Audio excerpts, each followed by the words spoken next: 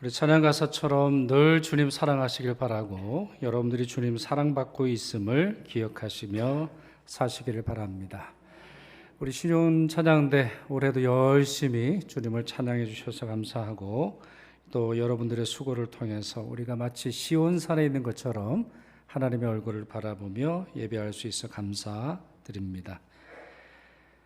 예수님이 탄생하시던 날 여러 사람들이 찾아왔죠. 동방박사들이 찾아왔고 그리고 목자들이 찾아왔습니다. 자, 이들이 예수님께 경배한 후에 자기 삶으로 돌아간 바로 그날 밤 요셉은 꿈을 통해서 하나님의 계시를 듣죠. 자, 어떤 계시이죠? 헤롯이 예수님을 죽이려 하니 가족들을 데리고 애굽으로 도피하라, 피난 가라, 이러한 말씀을 듣게 됩니다. 그렇기에 그 밤에 애굽으로 이제 즉시 떠나시게 되죠. 자, 지도 하나 보시겠어요? 예수님의 경로, 예수님이 어떻게 가셨을까? 굉장히 많은 추측이 있는데, 자, 많은 분들이 공감하는 지도가 이제 이렇습니다. 베들레헴 찾으시겠어요? 자, 팔레스타인이라고 하는 바로 그 지방의 예루살렘에서 멀지 않은 곳에 베들레헴이 있는데, 여기서부터 이제 왼쪽으로 쭉 오시다 보면 이제 빨간 선을 찾아오시면 지금은 이제 가자를 통해서 지도가 이제 되어 있는데, 자, 국경까지 약 140km, 이집트와 이스라엘의 국경까지 140km. 그리고는 정확하게 어디로 오셨는지는 몰라요. 애굽으로 가셨다라고 되어 있지 애굽의 어떤 도시명이 나와 있지는 않는데 카이로의 북동쪽 마타레아까지 가셨으리라 이렇게 추측을 합니다. 많은 추석학자들의 그 책을 보니까 그렇게 되어 있는데요. 여기까지 무려 700km 정도 됩니다. 700km. 지금 구글로 검색을 해보면 이 경로로 되어 있지 않고 남쪽으로 쭉 내려와서 우리 직각의 형태로 서쪽으로 가는 도로가 있는데 그 도로는 900km가 나옵니다. 700km에서 900km. 굉장히 먼 길을 떠나시게 됩니다. 애굽이라고 하는 나라는 아주 오랜 동안 이스라엘 사람들에게 도피처입니다. 어려움이 있을 때, 아브라함도 그랬어요. 창세기에 여러 인물들이 그랬는데 알렉산드리아라고 하는 곳만 따져봐도 유대인 디아스포라, 유대인 이민자가 100만 명이나 돼요. 굉장히 많은 유대인들이 이 이집트에 살고 있죠. 헤롯의 권력이 대단했지만 헤롯이 아무리 예수님을 잡아 죽이려고 한다 할지라도 이 이집트에까지 군대를 파병할 수는 없는 노릇이죠. 분명히 이집트가 더 큰 나라이니까. 자, 그러니까 정치적으로 예수님이 좀 안전하실 수 있고, 아니면 이렇게 추측해 볼 수 있죠. 요셉이나 마리아나 친척이나 친구가 이집트에 이미 와 있을 수 있잖아요.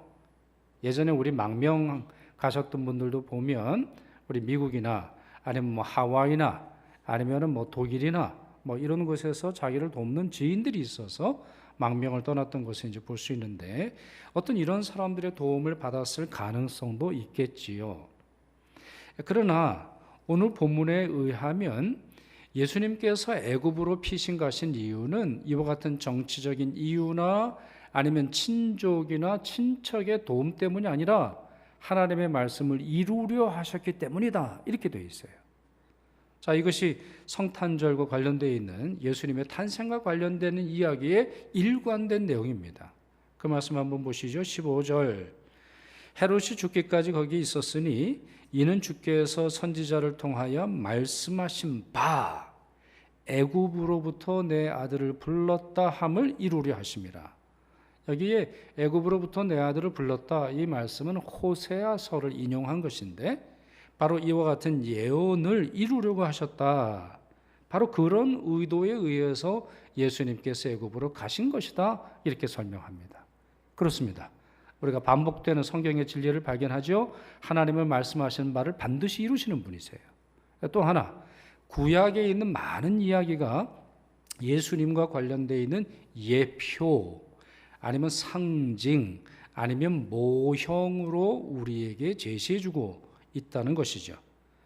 여러분 잠시 여러분의 기억을 좀 떠올려 보시면 좋을 것 같아요. 창세기의 요셉 이야기를 한번 떠올려 보세요. 자, 시간을 드릴게요.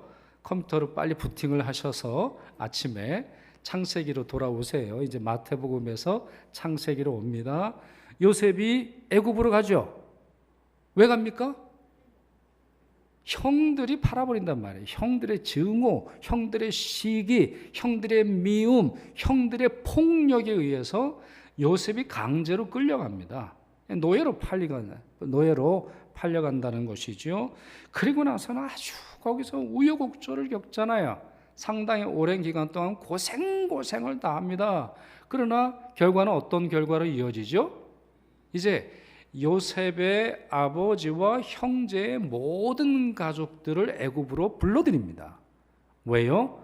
온 세상에 가뭄이 생겨가지고 먹을 것이 없으니까 그들을 구원하고자, 그들에게 생명을 제공하고자, 그들에게 안식처를 제공해주고자 이 모든 사람들을 초청을 합니다. 그러나 이걸로 끝납니까? 아니에요. 창세기의 마지막 장면을 보면 요셉이 자기 자손들에게, 자기 자녀들 또 자기 후대에게 약속을 하나 받아냅니다. 그건 뭐예요? 하나님이 반드시 애굽에서 너희들을 나가도록 하실 거다. 미래에. 그러니 그때에 내 해골을 잊지 말고 들고 가라. 이러한 약속을 하게 되는 것이죠. 적대감에서 시작이 되었어요. 적대감으로 말미암아 이 이야기가 시작이 되었습니다만 해피엔딩으로 끝나요. 하나님의 놀라운 역사로 끝나게 되는 것인데 그 일의 주체, 그 일을 이루신 분이 하나님이시라고 하는 사실이 요셉의 입술을 통해 증언됩니다. 자, 그 말씀 한번 보시죠. 창세기 45장 5절 같이 읽을까요? 하나님이 생명을 구원하시려고 나를 당신들보다 먼저 보내셨나이다. 누가 보내셨다고요? 하나님이. 아니 누가 봐도 이거는 형들이 팔아버린 거죠. 형들 때문에 온 거예요. 그러나 요셉이 볼 때 요셉이 해석하고 요셉이 이해한 건 다르다는 거예요. 비록 사람의 손길에 의해서 그랬다 할지라도 궁극적으로는 하나님의 섭리였다는 거예요. 자, 형들에게 이렇게 말하고 그 다음에는 창세기 50장 20절 이 말씀도 같이 읽지요. 당신들은 나를 해하려 하였으나 하나님은 그것을 손으로 바꾸사 오늘과 같이 많은 백성의 생명을 구원하게 하시려 하셨나니 그래서요. 자, 45장에 있는 말씀과 50장에 있는 말씀은 거의 핵심적인 단어가 같아요. 하나님께서 하셨다. 당신들이 한 것처럼 보이지만 하나님께서 생명을 위하여 이런 일을 계획하셨다. 이렇게 설명을 합니다.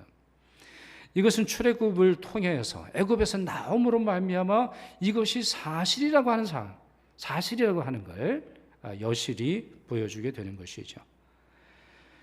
여러분, 아나고라고 하면 뭐가 떠오르세요? 아나고 하면 뭐가 떠오르시죠? 아나고 하면 바다장어. 네, 전 잘 몰랐어요. 아나고가 뭔지 잘 몰랐는데 저희 어머니가 아나고를 유난히 좋아해서 그냥 하얀 살의 생선 정도로만 알았는데 이 아나고가 바다장어라면서요. 저희 뭐 잘 모르고도 늘 먹는데. 그러나 이 아나고가 헬라어라는 거 혹시 아세요?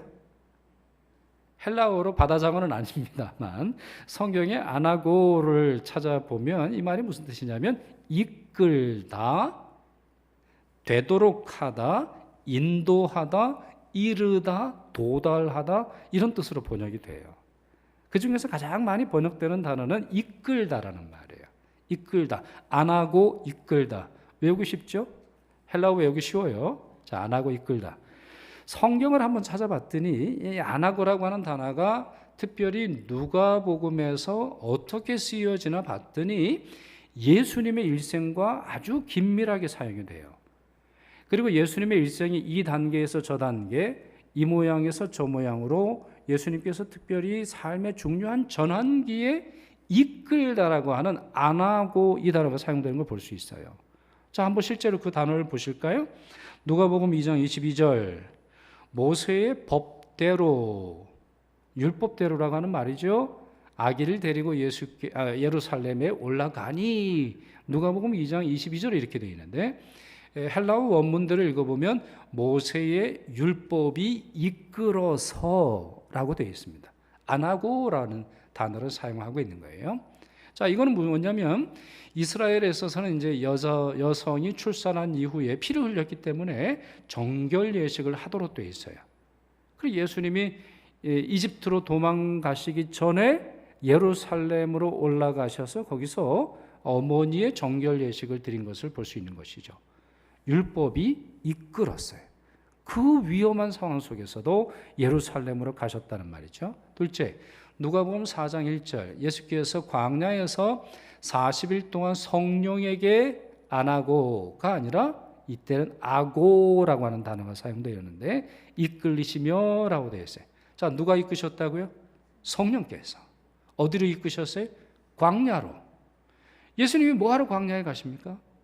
예수님은 천지를 창조하신 주관자이실 뿐만 아니라 제2위격 삼위일체 하나님이시고 그분 안에 신성이 가지고 계시고 그분의 말씀은 전능함이 있고 그분이 마귀를 내쫓으시는 분인데 뭐하러 광야에 가셔요? 성령이 이끄시기 때문이에요.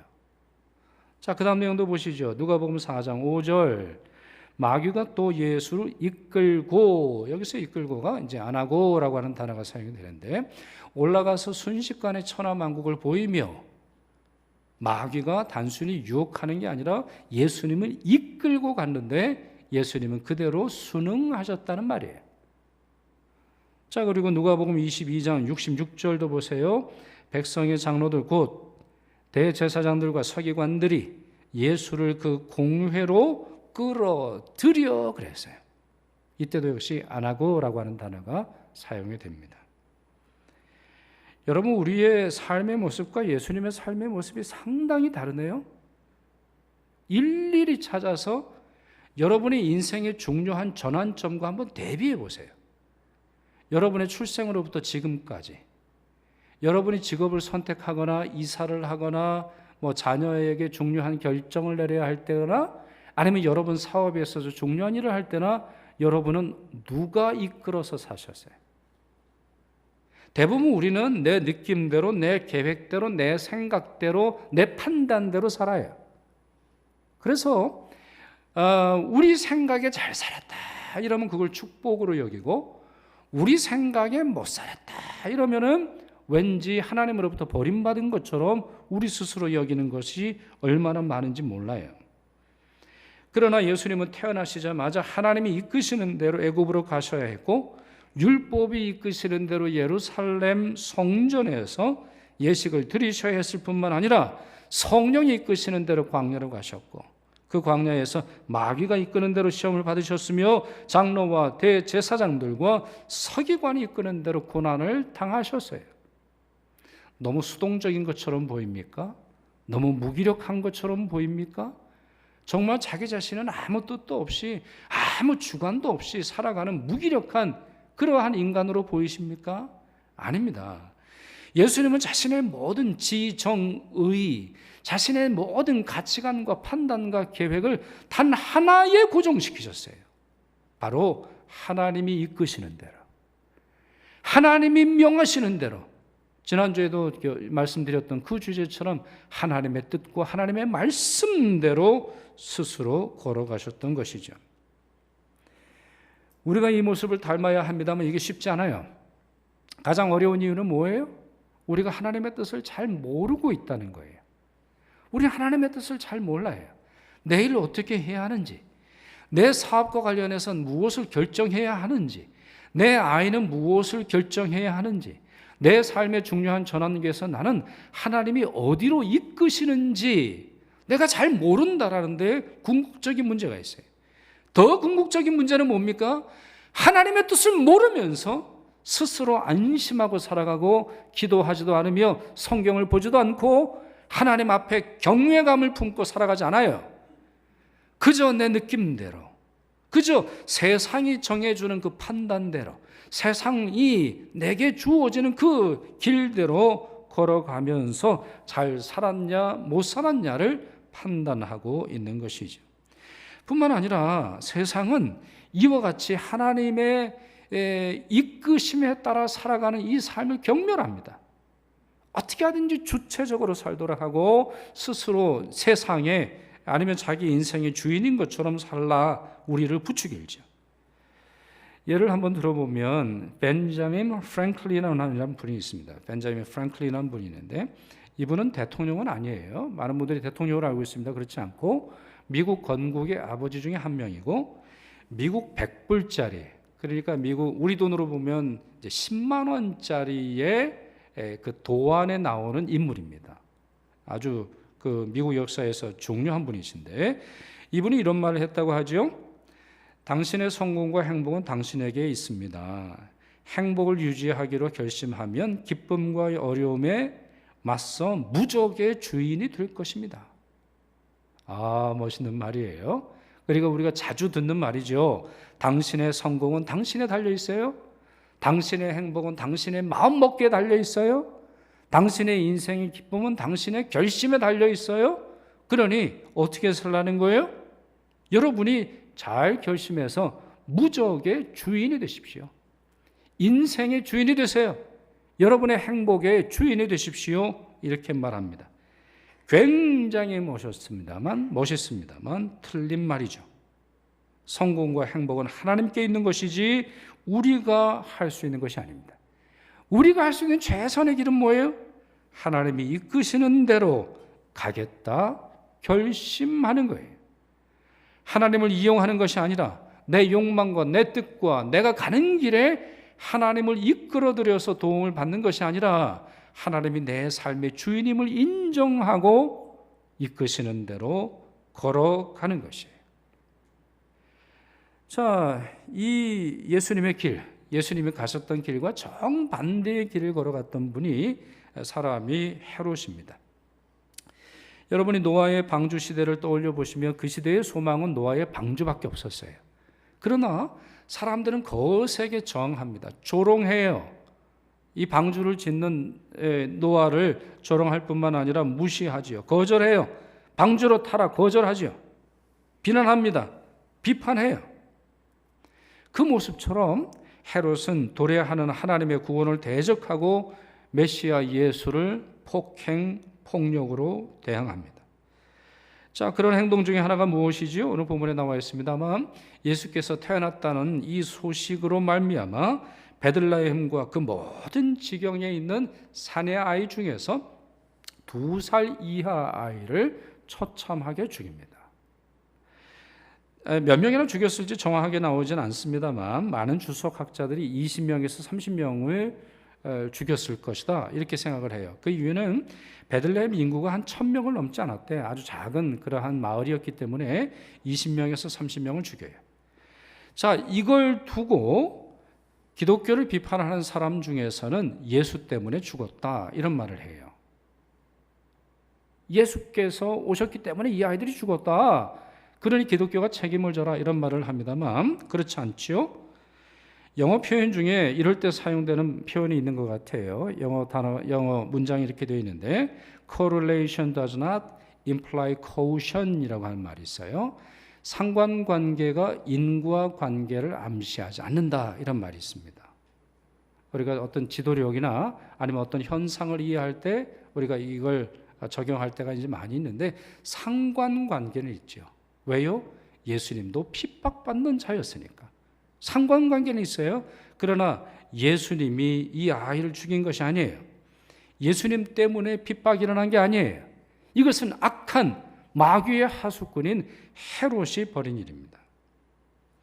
헤롯이라고 하는 사람 좀 설명을 드려야 될 것 같은데요. 이 헤롯은 이스라엘 사람이 아닙니다. 에돔 사람이에요.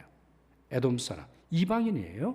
그러나 거금을 주고 정치적인 결탁을 함으로 말미암아 로마로부터 왕위를 돈 주고 이제 사지요. 그리고 나서는 이스라엘을 피로 통치했던 인물입니다. 주전 40년경에 왕이 되는데요. 이 사람이 왕권을 차지할 때 헤롯은 그 전에 이스라엘을 통치했던 하스모니아 왕조에 있는 모든 사람들을 참혹하게 참수합니다. 이 하스모니아 왕조에 남은 사람들이 대부분 제사장이었는데 이때로 말미암아 이제 제사장의 질서도 많이 바뀌는 것을 볼 수 있어요. 사내들인 회원의 절반 이상을 처형하지요. 300명이나 되는 궁중 관리를 그 자리에서 즉석에서 죽이지요. 헤롯이 죽을 때의 이야기입니다. 이제 예수님이 애굽으로 피신한 후에 얼마 지나서 이제 헤롯이 죽게 되는데, 예루살렘의 모든 저명한 인사들을 경기장에 소집시켜 놓고 왕이 서거했습니다라고 하는 그와 같은 왕의 죽음이 공포되자마자 그들을 처형시키도록 합니다. 주후 400여 경에 쓰여진 책인데요, 마크로비우스가 쓴 사투르날리아라고 하는 책이 있습니다. 이건 역사서예요. 일반 역사서인데, 이 역사서를 보면 베들레헴 인근의 아이들을 살해할 때 헤롯은 자기 아들도 죽였다라고 하는 그러한 기록이 나옵니다. 헤롯은 이런 사람이에요. 헤롯은 자기의 왕위, 자기의 자존심, 자기의 명예, 자기의 자리, 자기의 돈, 자기의 성, 자기가 만든 왕조를 지키기 위해서는 자기 아들 죽이는 것도 아까워하지 않던 인물입니다. 이스라엘을 통치하는 자 헤롯인 것처럼 보여요? 세상을 통치하는 자 아구스도 어거스티누스인 것처럼 보입니다. 그러나 여러분, 성경을 면밀히 읽어보면 하나님의 관점을 우리 확인할 수 있어요. 자, 이와 같이 예수 그리스도께서 오심을 막아서고 예수의 길을 방해하며 예수를 죽이려고 함으로 말미암아 자기의 온갖 힘을 이용하는 이 자의 욕심이 성취되는 것처럼 보입니다만 그렇지 않아요. 여러분, 오늘 본문 마태복음 2장 15절을 보세요. 뭐라고 되어 있어요? 헤롯이 죽기까지. 그리고 헤롯을 또 한 번 말하죠. 19절, 헤롯이 죽은 후에. 그의 일생에서 기록할 만한 건 이거밖에 없는 거예요. 헤롯이 죽기까지 악을 행하더라. 헤롯이 죽은 후에 하나님이 어떤 일을 행하더라. 헤롯은 죽는 것 외에 어떠한 인생의 목적이 있지 않아요. 살아있으나 죽은 인생이죠. 이 세상에서 권력을 휘두르는 것처럼 보이고 사람의 목숨을 마음대로 빼앗고 호령하는 그러한 위세를 지닌 것처럼 보이지만 하나님의 관점에서는 죽은 인생이라는 거예요. 쓰레기와 같은 인생이라는 거예요. 아무 의미 없는 인생이라는 거예요. 그저 죽을 날만 기다리고 하나님 앞에서 어떠한 가치도, 하나님 앞에서 어떠한 아름다운 일도 행하지 않고 죽은 이가 헤롯이라는 거예요. 그가 세상을 지배하는 것처럼 보여도 실상은 죽음과 멸망과 심판만 기다리는 존재에 불과하다는 말이죠. 이 말씀은 그대로 역사적으로 성취가 됩니다. 베들레헴 학살 이후에 약 2, 3년경에 헤롯이 죽습니다.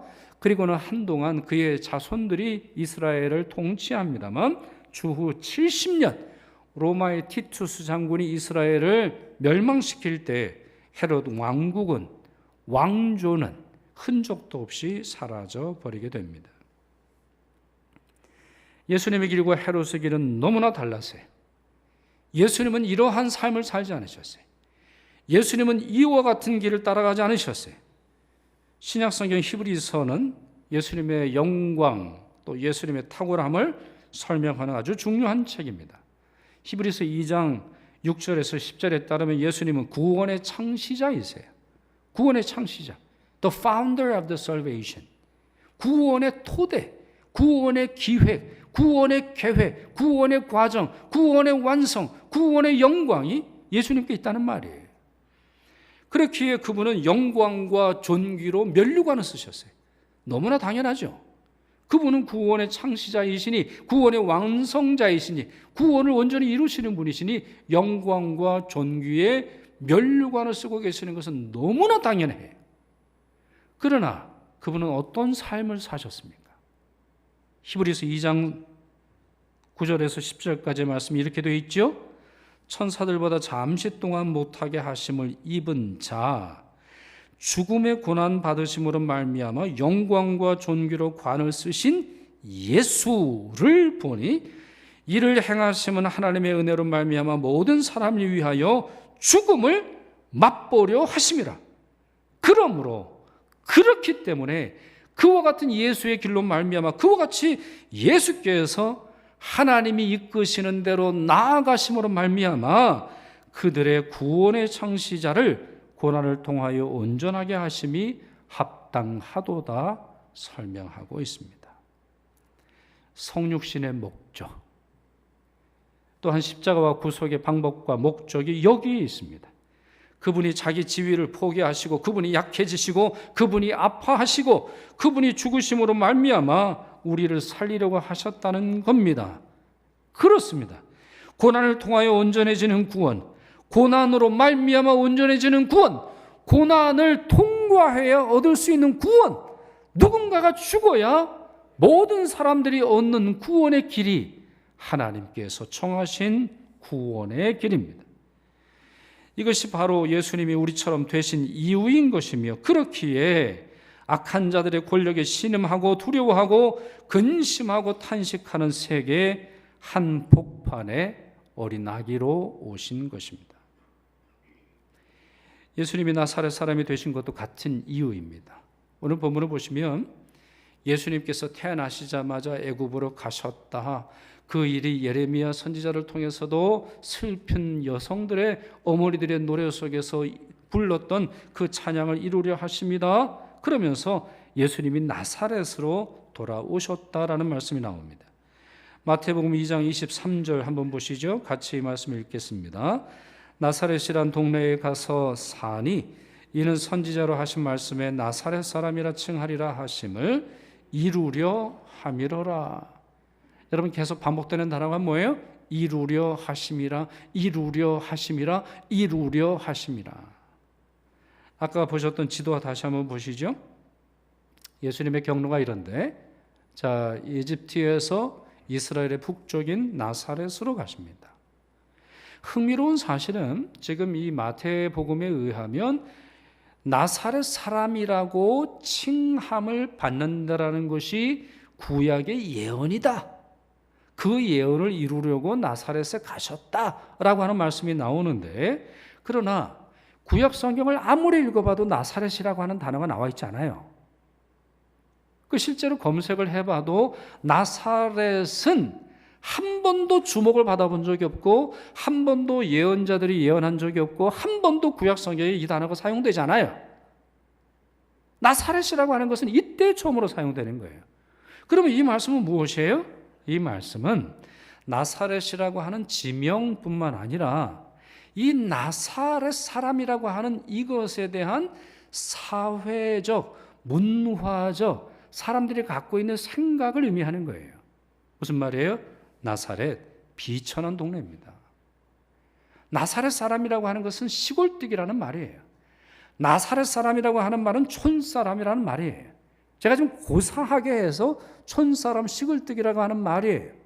아주 비천한 존재로 여겼어요. 그래서 나중에 예수님의 제자가 된 나다나엘이 내가 나사렛 사람 예수를 보았다 이렇게 말했더니 나다나엘이 뭐라고 그러죠? 에이, 무슨 얘기를 하는 거야? 나사렛에서 무슨 선한 게 나온다고 그러셔? 나사렛에서 무슨 인물이 나와요? 나사렛 그 촌깡촌에서 뭔 대단한 사람이 나온다고? 거기서 무슨 메시아가 나옵니까? 거기에서 그리스도가 나온다는 예언도 없고 거기서 어떤 인물이 나올 리는 전혀 없습니다. 이런 말을 하는 걸 볼 수 있어요. 네, 무시받는 대표적 인물이 나사렛 사람이에요. 사도행전 24장 5절 보시면 바울이 나중에 선교 여행을 마치고 이제 체포가 되어서 재판을 받는 장면이 나와요. 그럴 때 대제사장인 아나니아가 이 바울을 깎아내리고 그리스도인들을 아주 깎아내리기 위해서 사용되는 표현이 있어요. 그게 뭐예요? 나사렛 이단, 이 말을 써요. 나사렛 이단. 여러분, 왜 이단이라고 부르는데 나사렛 이단이라고 불러요? 경멸의 단어예요. 경멸의 단어. 나사렛이라고 하는 것은 촌 중에 촌일 뿐만 아니라 단순히 가난한 사람이 사는 게 아니라 거기는 정말 처참하고 사람들이 경멸하는 그와 같은 삶의 형편 속에 살아가는 많은 사람들이 있는 곳이에요. 그러나 예수님은 나사렛 사람 예수로 불리는 것을 단 한 번도 부끄럽거나 수치스럽게 여기지 않으셨어요. 나는 베들레헴 사람이다. 나는 하나님께서 주시는 놀라운 권세를 가진 자다. 한 번도 주장하지 않으셨어요. 예수님은 나사렛 사람이 되심으로 말미암아 하나님의 뜻을 이루셨고, 바로 그렇기 때문에 이 땅에 나사렛처럼 살아가는 비천한 우리의 친구가 되어 주셨습니다. 이 사랑을 받은 여러분, 이처럼 이 땅에 어린아이로 오셔서 낮아지셨던 주님께 감사하시길 바랍니다. 그분은 여러분의 구세주로 영접하시기를 바랍니다. 때로 우리 인생이 나사렛 사람이 된 것처럼 비참하고, 사람들의 경멸함을 당하고, 사람들의 손가락질을 당하며 사람들이 수치스럽게 여긴다 할지라도 여러분 결코 두려워하지 마세요. 주님도 나사렛 사람이셨어요. 그분은 우리의 구세주가 되시고 우리의 형편을 아시며, 그분은 우리의 친구가 되어주셔서 우리와 일평생 동행하는 분이세요. 그러니 우리도 주님처럼 가난한 자들의 친구가 되어주고, 피난민들의 이웃이 되어주며, 멸시당하는 자들의 가족이 되어주는 그와 같은 기쁨을 누려야 하겠습니다. 베드로 사도는 이렇게 권면하지 않았습니까? 죄가 있어 매를 맞고 참으면 무슨 칭찬이 있으리요? 그러나 선을 행함으로 고난을 받고 참으면 이는 하나님 앞에 아름다우니라. 이를 위하여 너희가 부르심을 받았으니 그리스도도 너희를 위하여 고난을 받으사 너희에게 본을 끼쳐. 여러분, 본이라는 말이 뭐예요? 예전에 여러분 기역, 니은, 디귿 아니면 하늘천, 따지, 여러분 거기에 그대로 이렇게 따라 쓰셨죠? 우리 히브리 사람이라든가 헬라 사람 글자 가르칠 때 모래판이 있대요. 모래판에 선생님이 써놓으면 그대로 그걸 따라 쓰는 거예요. 그게 본이에요. 그게 본이에요. 주님은 여러분의 축복만 주고자 하시는 것이 아니에요. 여러분으로 하여금 따라오라 하세요. 그분은 성부 하나님에 이끌리어 평생을 사셨던 것처럼 여러분은 그분을 따라 그분이 사셨던 것처럼 그분이 이끄시는 대로 살기를 원하세요. 그런데 우리의 생각, 우리의 감정, 이 연말을 맞는 우리의 태도는 어떻습니까? 우리의 경제생활, 우리의 느낌, 우리의 건강의 상태, 우리 사업의 정도, 우리 통장에 있는 밸런스를 가지고 우리가 잘 살았나 못 살았나를 측정하고 있잖아요. 아니면 사람들이 우리에게 한 말들을 곱게 씹으면서 어떻게 하든지 그 말에서 벗어나고자 노력하는 것이 우리 삶의 형편입니다. 말씀을 맺습니다. 이제 성탄절을 한 주 앞두고 있습니다. 예수님의 낮아지심을 기억하시길 바랍니다. 성부 하나님이 이끄시는 대로 성자 예수께서 아기로 태어나시고 가난하게 살고 죽고 마지막에 영광을 받으셨습니다. 그렇습니다. 마지막의 영광이 진짜 영광입니다.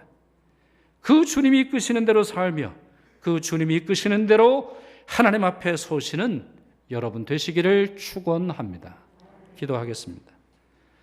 자비와 긍휼의 하나님, 대림절 마지막 주일 마태복음 말씀으로 예수 그리스도의 모범을 배우게 하시니 감사드립니다. 예수님처럼 저희도 성부 하나님이 이끄시는 대로 걷게 하옵시며 예수님처럼 가난하고 연약한 자의 친구와 이웃 되어 살아가도록 도와 주시옵소서. 성육신의 구주 예수 그리스도의 이름으로 기도드리옵나이다. 아멘.